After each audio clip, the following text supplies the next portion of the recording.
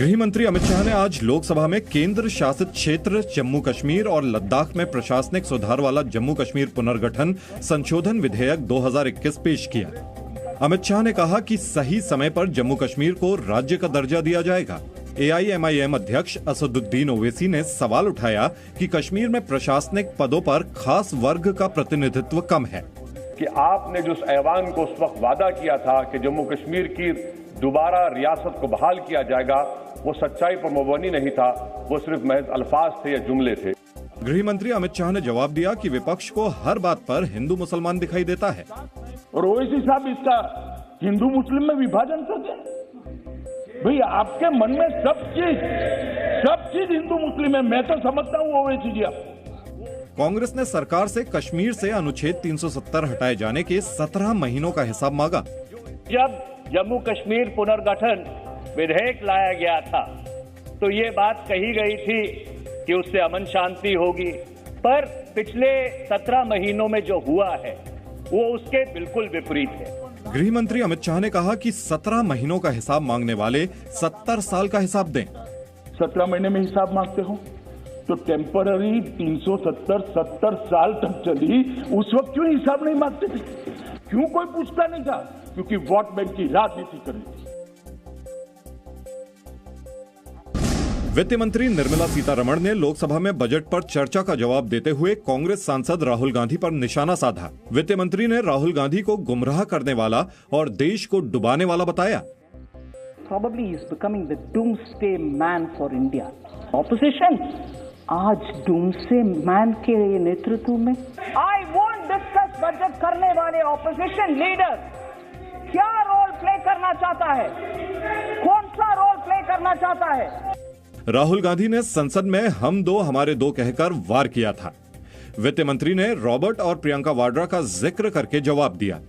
इधर हाथ करके बोल सकते थे हम दो हमारे दो में दामाद को मैंने आदेश करके आई हूं कि जमीन वापस करो, नहीं किया, वो भी नहीं हुआ।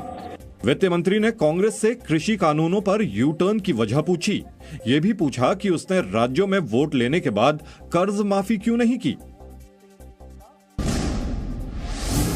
कांग्रेस सांसद राहुल गांधी को डूम्सडे मैन फॉर नेशन यानी देश को डुबाने वाला व्यक्ति कहे जाने पर कांग्रेस ने वित्त मंत्री निर्मला सीतारमण के खिलाफ लोकसभा में विशेषाधिकार हनन का नोटिस दिया है।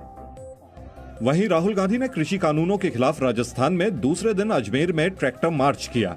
राहुल ने फिर आरोप लगाया कि सरकार किसानों को दो उद्योगपतियों का गुलाम बनाना चाहती है। अगर आप कहते हो किसानों से मैं बात करने को तैयार हूं, कोई किसान आपसे बात नहीं करेगा जब तक आपने ये कानून वापस ले लिया। हिंदुस्तान का एक किसान आपसे नहीं बात करेगा। राहुल गांधी ने कहा कि किसान तीनों कानून रद्द होने के बाद ही सरकार से कोई बात करेंगे और इस मुद्दे पर कांग्रेस पूरा समर्थन करेगी। सुप्रीम कोर्ट ने शनिवार को शाहीन बाग मामले में पुनर्विचार याचिका खारिज कर दी। सुप्रीम कोर्ट ने 7 अक्टूबर 2020 को दिए गए शाहीन बाग फैसले को बरकरार रखा। सुप्रीम कोर्ट ने कहा कि विरोध प्रदर्शन का अधिकार कभी भी और कहीं भी नहीं हो सकता। विरोध प्रदर्शन के नाम पर सार्वजनिक स्थान पर कब्जा नहीं किया जा सकता है।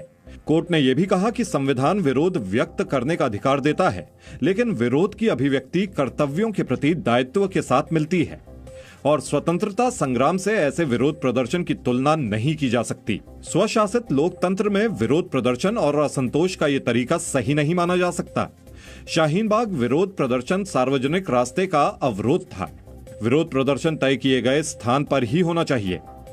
7 अक्टूबर 2020 को अपने फैसले में सुप्रीम कोर्ट ने शाहीन बाग के नागरिकता संशोधन अधिनियम और राष्ट्रीय नागरिकता रजिस्टर के विरोध में हो रहे शाहीन बाग विरोध प्रदर्शन को गैर कानूनी बताया था। लाल किला हिंसा की जांच के लिए दिल्ली पुलिस की एसआईटी आरोपी दीप सिद्धू और इकबाल सिंह को लाल किला लेकर पहुंची। एसआईटी ने 26 जनवरी की हिंसा का सीन रिक्रिएट किया।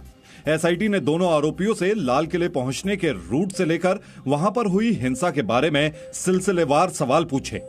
सूत्रों के मुताबिक पूछताछ में दीप सिद्धू ने दावा किया कि वो भावुक होकर किसान आंदोलन से जुड़ गया था। एसआईटी ने इकबाल सिंह से भी लाल किला की हिंसा पर सवाल किए। 26 जनवरी को इकबाल सिंह ने लाल किला से 83 मिनट तक फेसबुक पर लाइव किया था। टीएमसी और राज्यसभा से इस्तीफा देने वाले दिनेश त्रिवेदी ने जी न्यूज से खास बातचीत में कहा कि गाली और हिंसा बंगाल की संस्कृति नहीं है। ममता बनर्जी इसे ही बढ़ा रही हैं, इसलिए उन्होंने पार्टी छोड़ दी। रोज आप हमको बोलो कि मोदी को गाली क्यों नहीं दी, अमित शाह को आपने गाली क्यों नहीं दी। जितनी बड़ी गाली उतने बड़े नंबर मिलेंगे आपको। पूर्व रेल मंत्री दिनेश त्रिवेदी ने कहा, टीएमसी की करनी कथनी अलग है। नड्डा साहब की गाड़ी पर हमला हुआ, हिंसा, हमने उसकी निंदा की तो पार्टी ने मेरी निंदा की, तो मतलब कहां जा रहे हैं हम। इस बीच ममता सरकार में मंत्री रहे और अब बीजेपी नेता राजीव बनर्जी ने दावा किया कि दिनेश त्रिवेदी जल्द बीजेपी में शामिल होंगे। जैश ए मोहम्मद के गिरफ्तार आतंकी ने पूछताछ में बड़ा खुलासा किया है। सूत्रों के मुताबिक आतंकी हिदायतुल्लाह मलिक ने पूछताछ में बताया है कि आतंकियों ने राष्ट्रीय सुरक्षा सलाहकार अजित डोवल के दफ्तर और घर की रेकी की थी। सूत्रों के मुताबिक आतंकी ने सरदार पटेल भवन समेत दिल्ली में कई महत्वपूर्ण स्थानों की रेकी की थी। सूत्रों का कहना है कि जैश ऑपरेटर ने कई नाम, कोड और पाकिस्तान से उसके संपर्क में रहे हैंडलर समेत 10 लोगों के फोन नंबर भी दिए हैं। 6 फरवरी को शोपियां से गिरफ्तार आतंकी के खुलासे के बाद अजित डोवल की सुरक्षा बढ़ा दी गई है। एनएसए अजित डोवल 2016 में उरी सर्जिकल स्ट्राइक और 2019 बालाकोट एयर स्ट्राइक के बाद से ही आतंकी संगठन के निशाने पर है। दिल्ली में रिंकू शर्मा हत्याकांड की जांच दिल्ली क्राइम ब्रांच को सौंप दी गई है। सूत्रों के मुताबिक क्राइम ब्रांच 30 दिन में चार्जशीट दाखिल करेगी। क्राइम ब्रांच की टीम ने आज रिंकू के घर पहुंचकर तफ्तीश शुरू कर दी। एफएसएल की टीम ने भी मौके से सैंपल इकट्ठा किए। इस बीच बीजेपी नेता कपिल मिश्रा ने कहा कि रिंकू शर्मा के परिवार के लिए अब तक 50 लाख रुपए इकट्ठा किए जा चुके हैं। जल्द ही परिवार को 1 करोड़ रुपए राहत के तौर पर सौंपे जाएंगे। बीजेपी कार्यकर्ता रिंकू शर्मा की हत्या में 5 आरोपी गिरफ्तार किए जा चुके हैं। Presenting B News app available on Google Play and App Store. Download it now.